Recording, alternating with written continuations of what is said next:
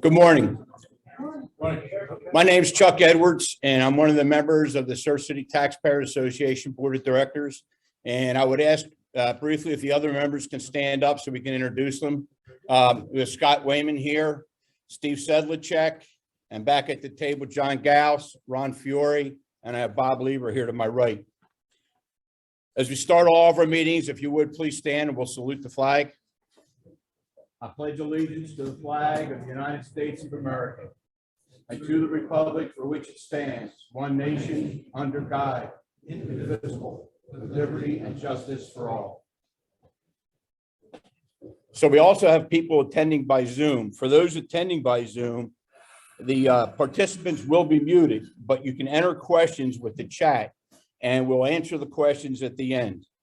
I sent this out initially, and I want to make it clear, this is really not meant to be a town meeting. It's meant to be more of a workshop for the residents in Surf City. And we hope, or our goal is, that we'll develop more town meetings and referendums coming out of this meeting. Still some technical difficulties. The Taxpayers Association is forming a group, and we're going to call it the Community Action Group to remediate flooding. As we go through today's process, we hope that many of you will want to become part of this group once you see what Rick Bushnell has to show you as far as our ability to document flooding. We'll be talking about flooding remediation. So our first point is to develop small cohesive groups of Surf City residents to address the flooding. Nobody knows better than the residents when it floods, how bad it floods, how it affects your driving, how it affects getting into your house, how it affects getting out to the store. So you're going to be the key people for this. Rick's going to demonstrate some of the tools that are available to the residents to deal and predict flooding. The tools come from Resilient LBI, Rutgers University, the Jacques Cousteau Group, the DEP, and many other organizations. You'll be using an interactive map similar to the one you saw here on the wall, where I think many of you already labeled your houses. And it's easy to see that we have some pictures up there now that the majority of them are back by the bay, but we'll be adding to this as we go along. You'll see how the pictures that you take during flooding can be tied to a map that show the tide, the flood stage, the wind, etc., when that picture was taken. And the goal is eventually, when there's a prediction by Stevens Institute that says, the flood level is going to be 2.5 feet above normal, you'll be able to click on it and say, okay, what's that look like at the corner of my street when it's 2.5 feet above normal? We want pictures that show both tide, northeasters, full moons, storms, and anything else that impacts the flooding. Our goal is, out of these groups, to be able to work with the borough to not only make them aware of the situation, but also to identify some solutions. And we want to share our ideas with the other communities on the island. We realize we're one 18-mile island. We're all in this together, but each community has things that are specific to that community. So you can look at what we developed, take that back with you, and hopefully share some of the things that, that you've developed. And with that, I'll turn it to Rick Bushnell, who is president of Reclaim the Bay. Thank you.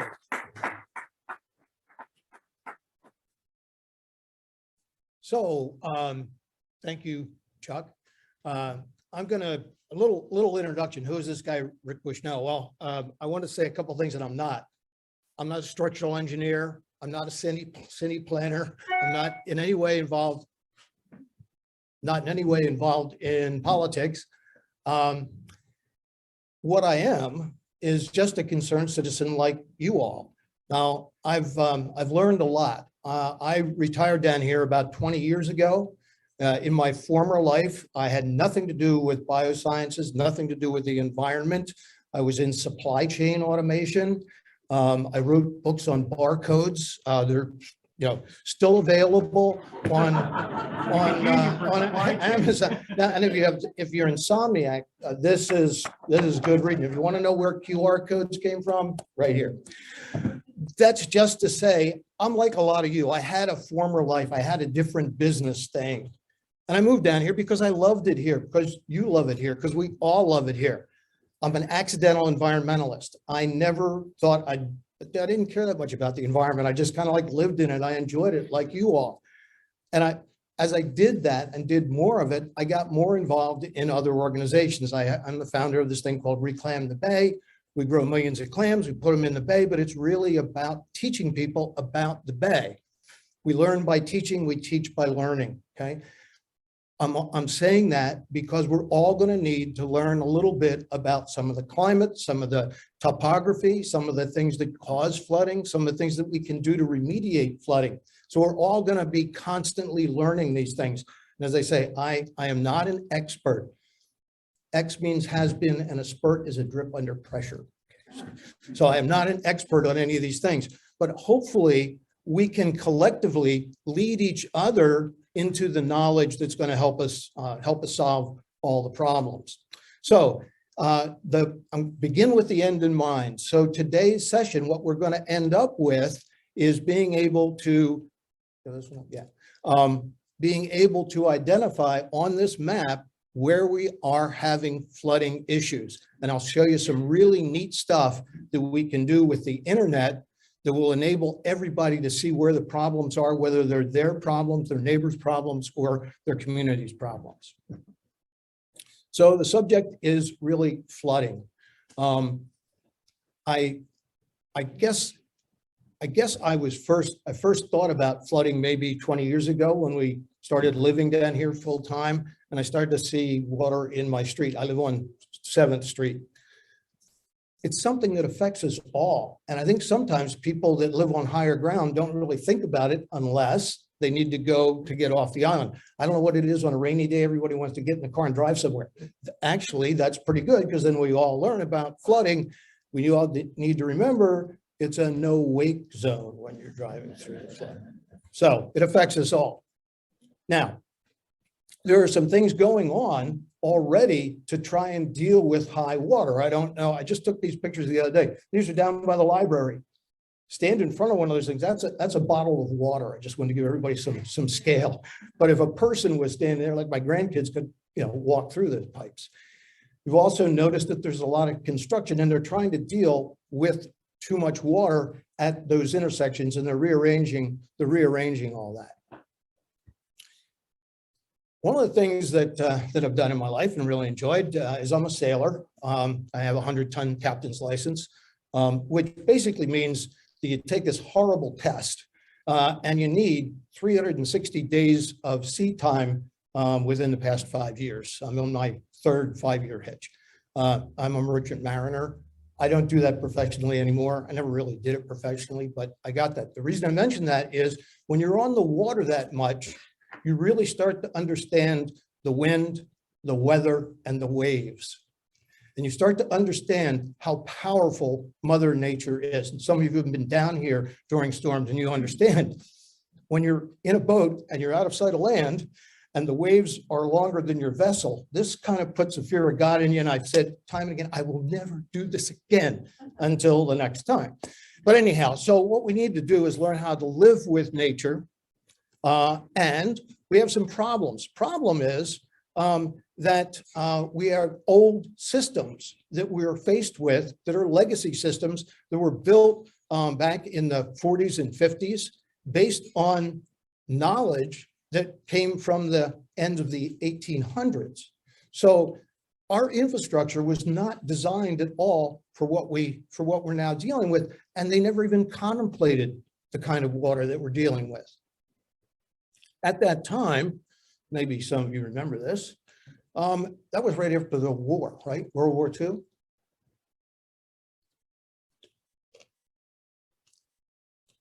And many of the people that built this place, the whole island I'm talking about, were from the Great Depression. So it was from the Great Depression, returning from World War II. They wanted to basically have fun. They wanted to have a good time. They really weren't thinking about the environment. Come on. I mean, I was a kid back then, but I know there was another thought. It's like, wow, we could create an atomic bomb. The sun, we could create the sun. We don't have to worry about Mother Nature. We don't have to worry about problems like that. We can solve all these things. We just won the war. We're the most powerful nation on earth. So we don't really have to worry about those things. Prevailing thought at the time. but it does impact us all. And what we're here to do is to identify where and how severe, and not only the nature of the flooding problem, the nature of the problems that the flooding causes our daily lives and safety. So as I said, we've got these existing problems. We've got existing dollars that are being spent on them. My perspective is these things are going to cost you and me money. The idea of a municipality or a group of municipalities or even the county saying, well, we're going to get this money from DEP. Where does DEP get its money? State taxes. Where do the state taxes come from? You and me. Oh, we'll get EPA, Environmental Protection. We'll get money out of the Fed. Where does the Fed get its money? Yeah, I know they print some, but you know, it's you and me. So if we're going to ultimately be paying for this, all of it, all of us, we ought to be involved in the planning of it. So we understand what the plan is. Whether we're qualified to establish the plan is not really the issue. It's, are we qualified to identify what the problems are? So rather than looking for pretending that we have the answers, let's get the right questions onto the table. So we all want to be involved.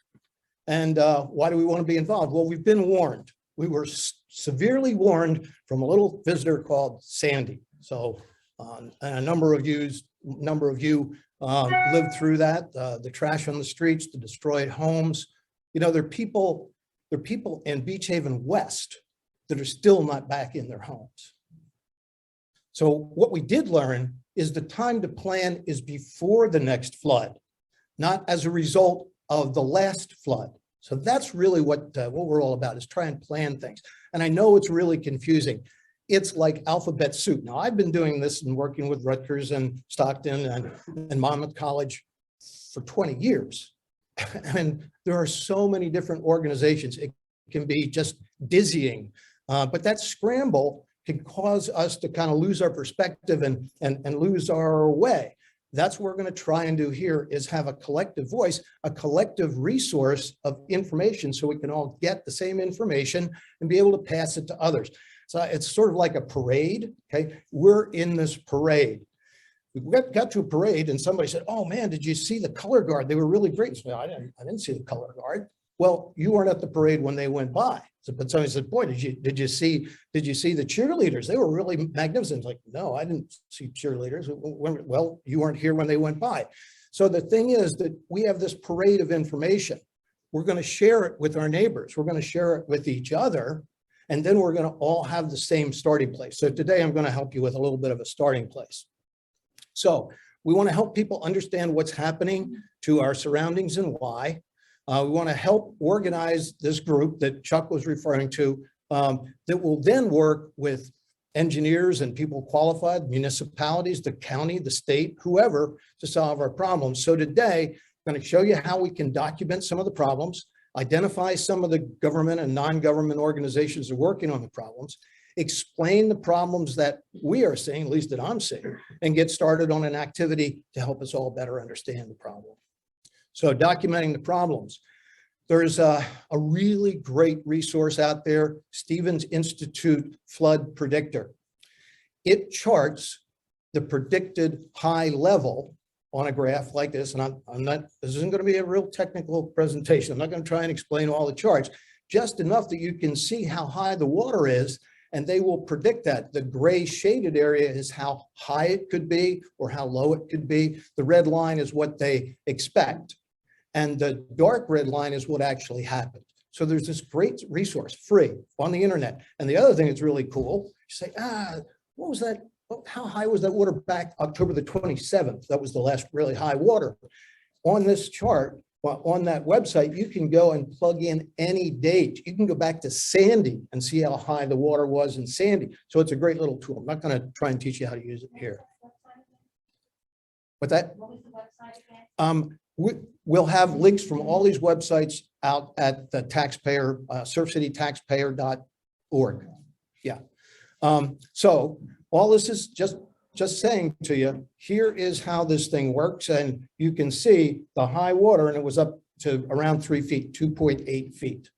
So this is what we're all trying to do, is to calibrate, and a lot of the pictures that are up on the map over here were pictures that I took on that day. So you have an idea of what the water looked like on Barnegat and 6 and 7. So that's what that's where we're headed today. Because if we do that, something that Chuck said is we can then at our website, surfcitytaxpayer.org, .com, I'm sorry, surfcitytaxpayer.com.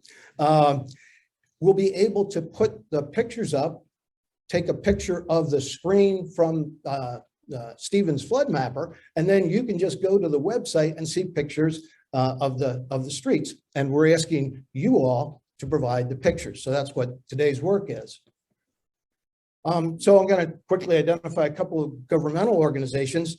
New Jersey's DEP formulated within itself a new sort of a bureau that's to deal with climate and resiliency.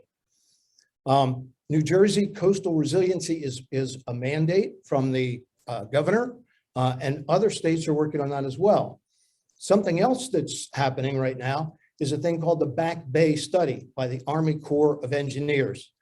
It's monumental. It's 800 and some odd pages.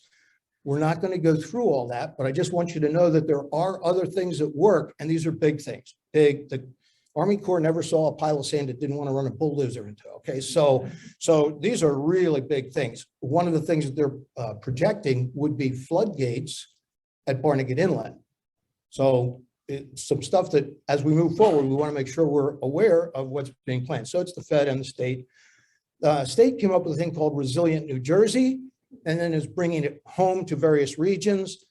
And we are one of those regions called Resilient LBI. That's our municipalities and St. Francis as a non-government representative of individuals, and then the municipalities that are on our island, trying to bring everybody together. And their idea, they wanted to have meetings like this. The only trouble is that as they got started, they didn't really have the interaction with the individuals like taxpayers associations and those things to bring all you out. But they wanted to see that happen. We funnel information to them. They're doing their planning. It's all a great thing. But we're the real grassroots level. So I don't want to overstate. You're going to hear about Resilient LBI, and you'll hear and see reports from Resilient LBI.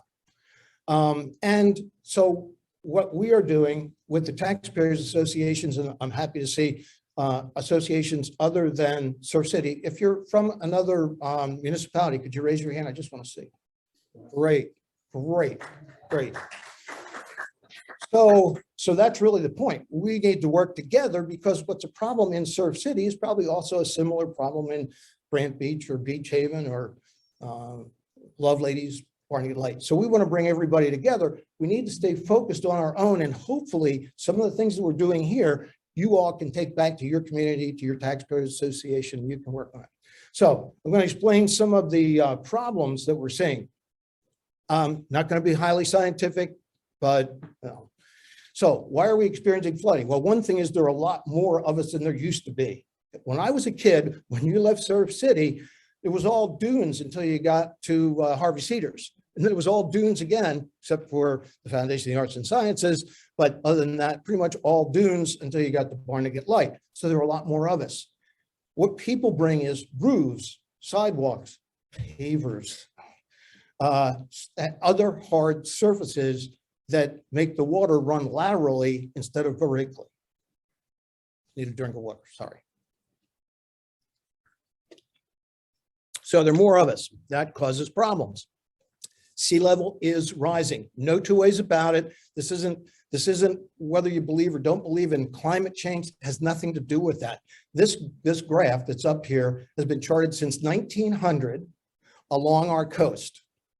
And that is what the water is doing. So what sea level is rising. We are having some more severe storms. No two ways about that. It's a picture of the bay during a beautiful storm. And as I said, our infrastructure was really not in any way designed for this. I said, yeah, but you know, it wasn't that bad in the 60s and 70s.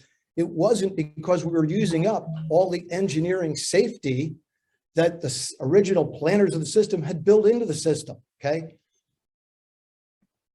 So just to give you an idea, in the past 100 years, from 1920 to 2020, the sea level has risen here about 1.35 feet. So when Al Capone was doing his thing in Atlantic City, there was 1.3 less feet of water. Now, the problem is, when you look at this chart, and again, I'm not trying to overchart you, when you look at this one, look at 2050. That's 30 years from now.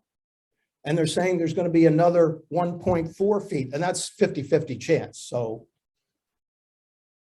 that means we're going to experience about the same sea level rise in the next 30 years that it took 100 years. Okay, so it isn't just we have a problem that's accelerating.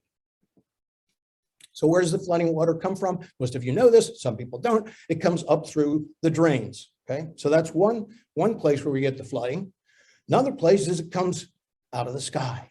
Okay, now the real rub is when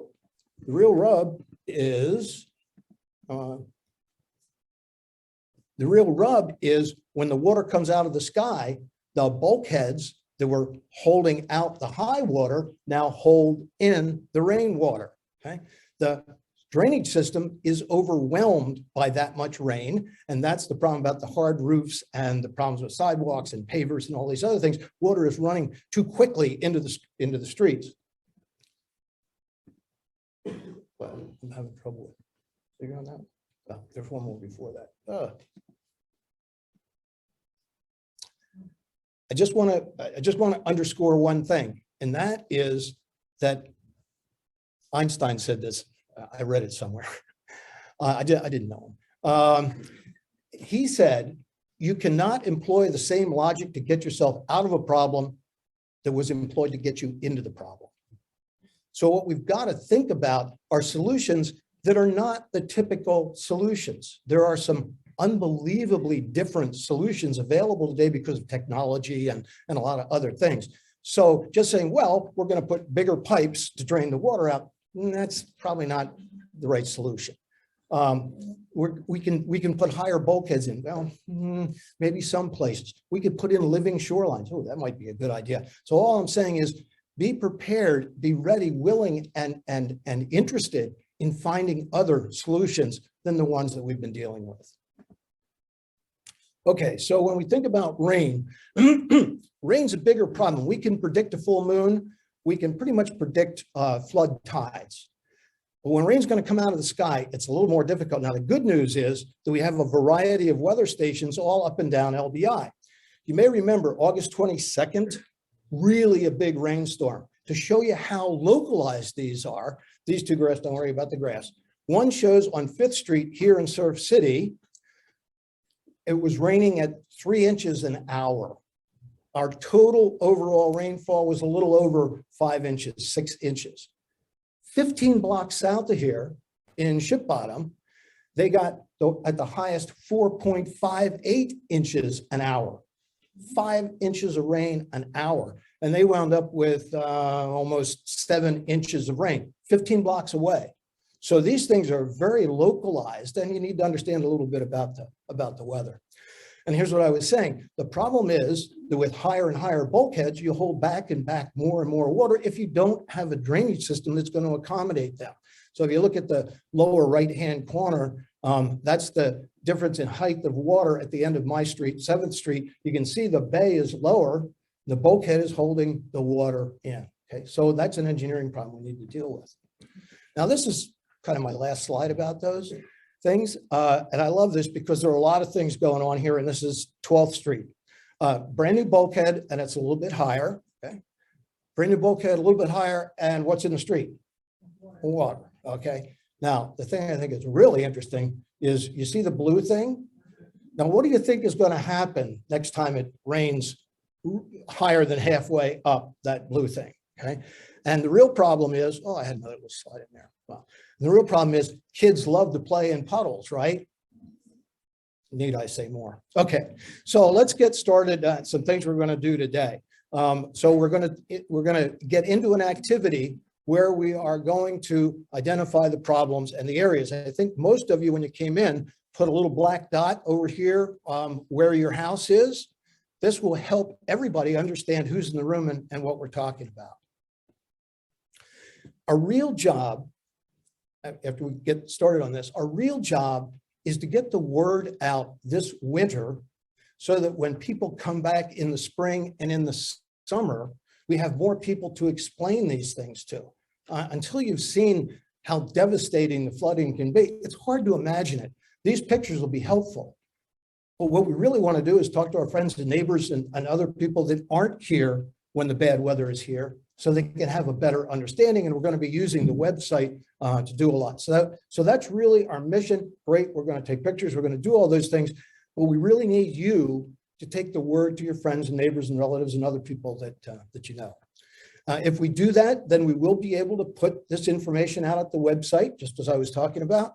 And we can talk about either high water that's in the bay and the ocean, or that is coming out of the sky. So we can warn people about both of them. Okay, so we're going to do what I'm calling see and tell instead of show and tell. We're going to break our group here into 3 sections.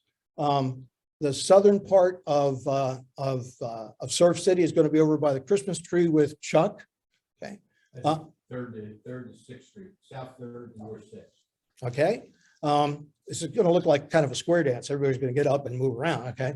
I'm going to be right over there, and I'm going to be from 6th to 16th. You're going from 7th to 16th. 7th to 16th. I'll be over there. And Bob's going to be here, those of you who are above 16th Street. And those of you who are not residents of Surf City, we invite you to participate just to see what's going on and see if you want to take something like this back to your Taxpayers Association. And if we're talking about problems and you've got a problem that we haven't identified, we certainly would like to hear from you. If there are enough of you and you want to get together, go to the back of the room by where the coffee is. And those of you who are not Surf City residents, if you wanted to get together and talk, you could certainly, we'd invite you to do that there. So I'm going to stop it. And for those of you who are on the Zoom part, Kelly, who's an administrative assistant for me when I'm wearing my Reclaim the Bay hat, she's going to ask you to identify where you live or where you've seen flooding, what you think is causing the flooding, and what kind of a problem that's causing for you. And you'll do that in the chat section, and then we can capture all that information. So address, type of problem, what kind of problems that is causing. So Kelly, I'm going to drop off, and I'm going to close my screen and let you take over. Oh, I forgot. We have time for a few questions. Comments. Yeah, all the way in the back.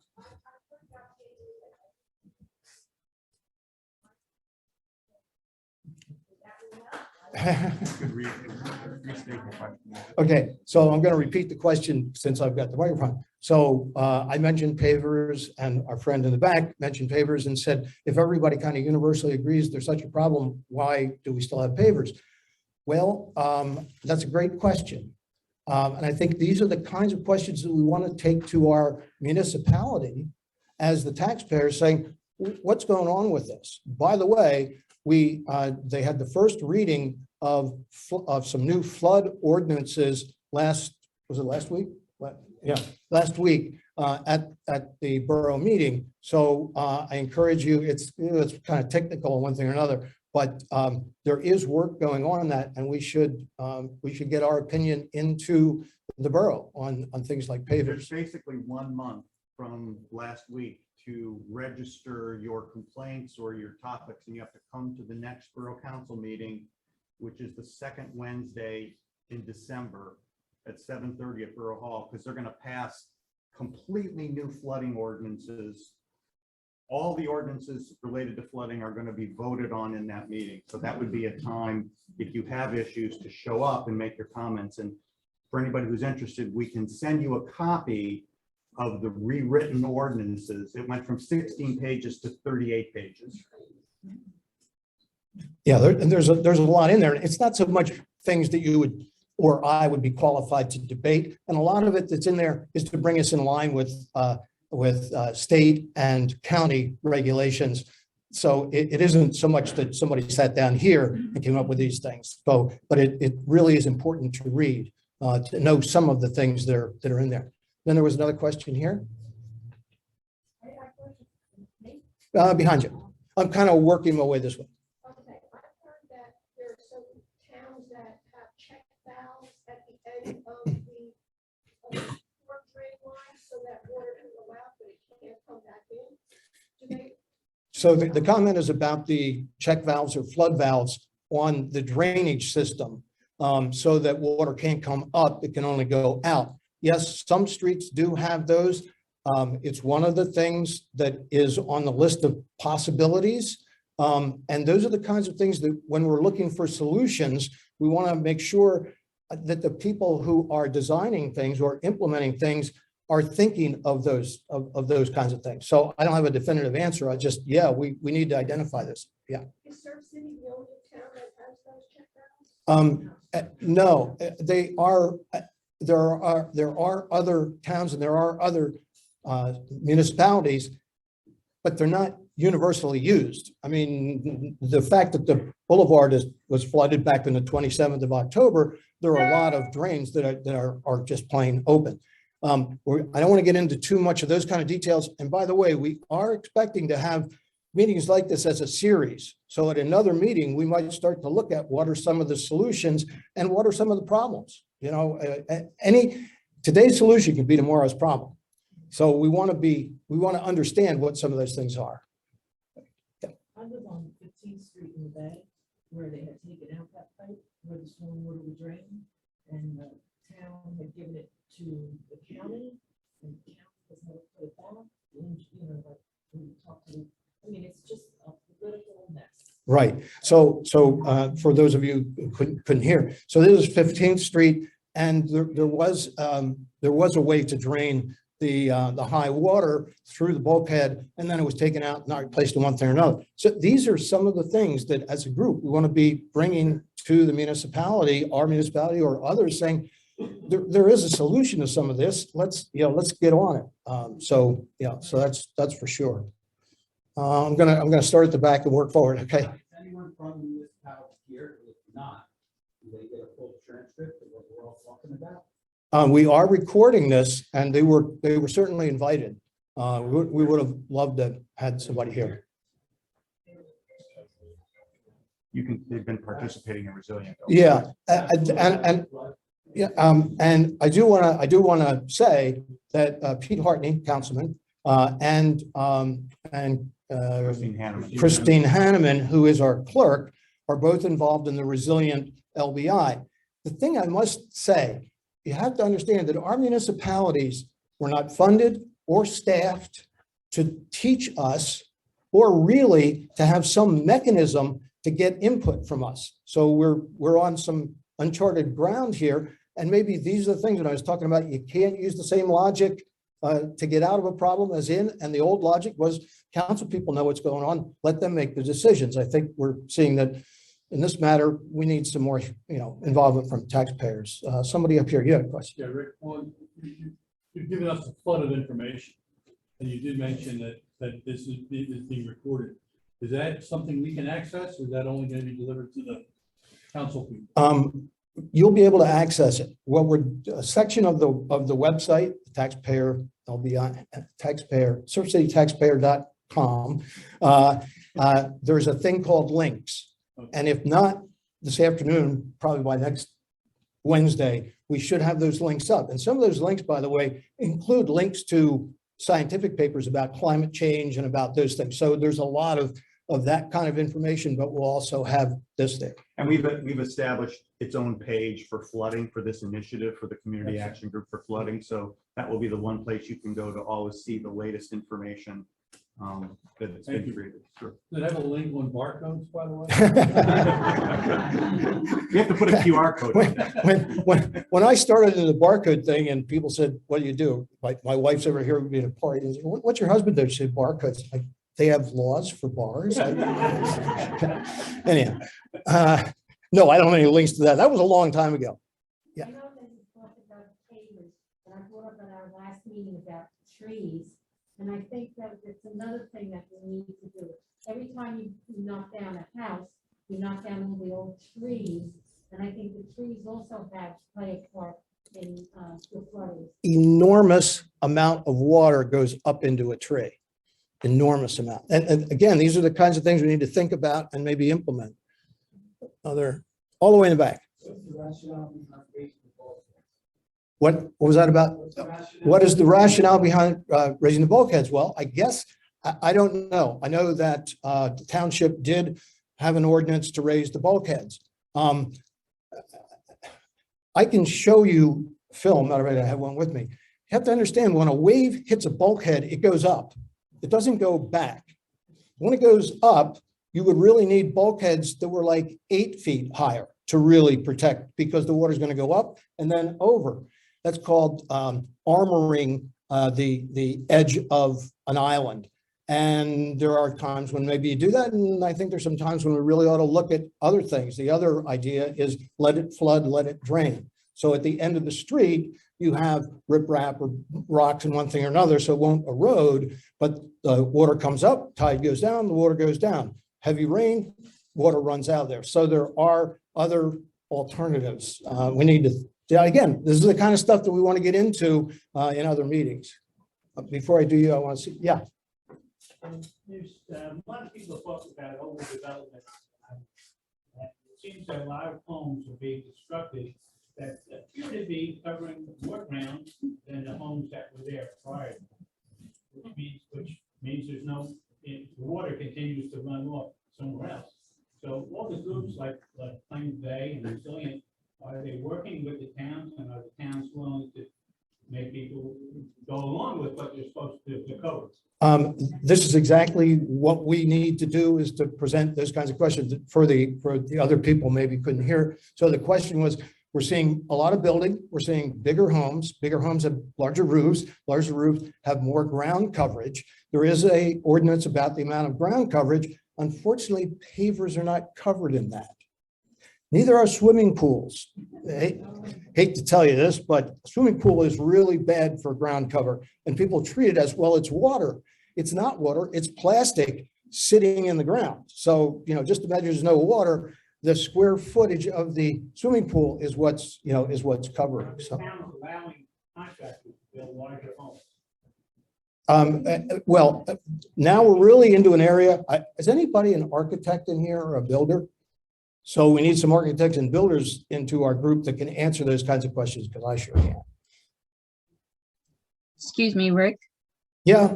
I have a couple questions online. Do you want to take them now or at the end? Yeah, let's take them now. I'm just looking at what our timing is. So we want to leave at least 15 minutes for our, Okay, so we can do about 5 minutes of questions from the chat. Okay, so I'm going to unmute Doreen if she wants to ask her question. Okay, Doreen, I see your hand up. Yeah. Hi, this is Doreen. I happen to be around 10th and Central, and I'm wondering, I have to do something because flooding water has stayed around my property unusually, like an unusual amount. And so I was wondering, we were going to re-put more stone around the property. Is stone the best surface to be using? Or I have a home that's low to the ground, a cape. So that's low to the ground. It has not been raised.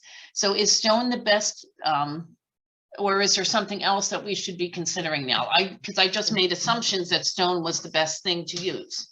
Okay, it's a great question. For this meeting, we won't try and get into that, but let's capture those kinds of questions. If other people have these kind of construction questions or landscaping questions, let's capture those, and we're gonna bring those things forward in future meetings. Okay, thank you. Okay, next one. I'm going to ask Lisa. She has a couple questions. Hi, this is actually Keith Edelstein. Thanks for taking the question, and really appreciate this meeting. It's great to see the town come together for this. My wife and I are on 13th Street on the Bay, and as you probably know, it's probably one of the worst streets in Surf City. And what we're curious about is what the township plan is, if it's publicly known, how we're actually spending money to remediate some of these problems, such as, I believe it was south of 6th Street. There was, I think maybe 3rd Street that was repaved about a year ago. And, you know, taking those federal and state dollars, you know, to fix some of these problems with pumps or repaving, for example. Is that public information? Is there a plan that we can see and debate so we know, you know, most importantly, which are the worst streets in the township and which should get fixed or remediated, you know, first? Thanks so much. Okay, and actually, that's what this meeting is to try and do, is to identify where there are the problems so that we can go to the borough and say, these are known problems, these are the coordinates, this is the address, what is being done about these, so we can see some sort of a master plan. So right now, there is not an answer for your question. Hopefully, that's where we'll be able to, you know, to get to. And we're going to ask people in the chat to list the spot where they can document their own flooding. So that person should definitely do Right. that. So what Bob was reminding me of is what I said something earlier. Those of you who are on the call that are experiencing flooding, please in the chat, put your address, the nature of the flooding, where you think it's coming from, and the problems that it's causing you. So that's, you know, that's your homework if you're not in the room. We've got time for about another question. Kelly, another one? I'm gonna check. Chris had said that they live in Key West and they have large gas-powered pumps to pump rain from the streets to the bay, and they work very well. Has that been looked into at all? Not to my knowledge. However, once again, those are the kind of solutions that we want to start capturing so that we can go to the municipalities and the engineers and the people who would be able to answer those questions. But we want to keep identifying possible solutions, not that, again, that we're qualified to enact them or design them, but we want to ask the questions. You know, back to that, we need different logic to get out of this problem. I think we have time for one more, and then we're going to break into our groups.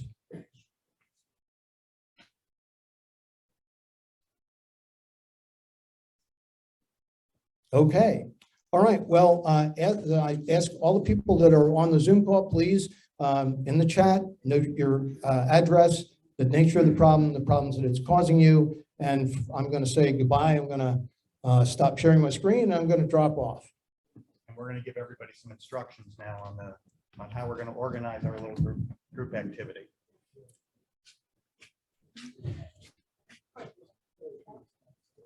So we're actually excited to get a group of Surf City residents together to work together to try to get started addressing this issue, because there really isn't a centralized resource in Surf City that's doing this. This group is really the one that's going to do it. So as really has been said before, we want to document how big the problem is and where it is. And part of the reason for doing the map is, if you can imagine, once we've identified all the places where there's flooding and the types of flooding, and then we have pictures of what it looks like in different weather conditions, we can bring a map like this to a borough council meeting. We can bring it to a meeting with a group of experts and say, here's what's happening in Surf City. This is what it looks like. Could you please now start to address what some of the solutions are? So that's our first exercise, is to get to the problems. And so the tool is this map here. But what's interesting about the map is it's an exact replica of what exists digitally online at a website called mycoast.org. And so what's fascinating is, and the reason we want to use this is, once we pinpoint a location and a photo gets uploaded to that site, it becomes part of a database where all the additional data about weather and flood and the things that Rick talked about in terms of how big the tide was versus prediction, we'll have all that in a centralized database. So even though this is a two-dimensional map, it is replicated online, and a lot of other data gets put in automatically. We don't really have to do anything except upload the photo. It knows when it was taken, where it was taken. And so it's going to be a great resource. But we want to identify where the problems are because it won't do that itself. We have to do that here. So the way we're going to do this is we're going to break into 3 groups, as Rick said. So group 1 is Chuck Edwards. He's going to tackle South 3rd Street to North 6th Street. And you're going to meet over here. You pull your chairs up there. Actually, how about if you meet over there, that way they can just turn their chairs that way. Okay, so in the back corner. Right. Group 2 is led by Rick. And that's, Right here. So we'll just turn Yeah. these chairs. right. And then I'm going to lead the group that is going to be North 17th to North 25th. So we can just all gather over here. And so if you're not from Surf City, as Rick said, feel free to join one of those groups, or if you'd like to form a 4th group and talk about things that are happening in your town, we would welcome you to do that as well. So we also want to make sure that if you join that group, we're going to ask you to volunteer to take pictures, and we're going to give you the instructions of what you have to do to submit those photos. But during this group exercise, we have a color code of the types of problems that exist. So a red dot means continuous pooling of water on the street, but it's passable. A blue dot means it's continuous pooling of water on the street that's impassable. A gray dot is spots of pooling water on the street.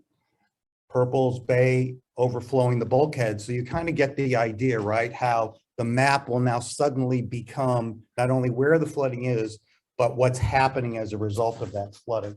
So we're going to ask you all in the group to literally use these stickers to do that. It could be that we haven't identified all the possible implications of flooding, like we have water entering garage or living space, pooling water in front of the house. If there are other issues that you have seen that aren't on this list, tell your group leader and we'll add it and assign a color to it. So the last thing, as I mentioned, is we want you all to be the people taking the pictures, and maybe we can give you a name like flood chasers and the storm chasers. And we have literally purchased 40 yardsticks. So if you're volunteering to take a picture, you can leave with a yardstick, because the other thing we want you to do, how deep is the water when you took that picture? Is it an inch? Is it a foot? Is it 3 feet? So you kind of get the idea, right, that what we're trying to do is really document the problem, because no one's done it. And we want to be, as Surf City, the first town to do that. And then hopefully if other people like parts of this or the whole approach, they could adopt it as well. So with that, and again, last thing, I think on Zoom, if people want to enter their street and their name to be taking pictures and be a flood chaser, let us know and we'll get back in touch with you after the meeting. So let's break into our groups and we'll get started.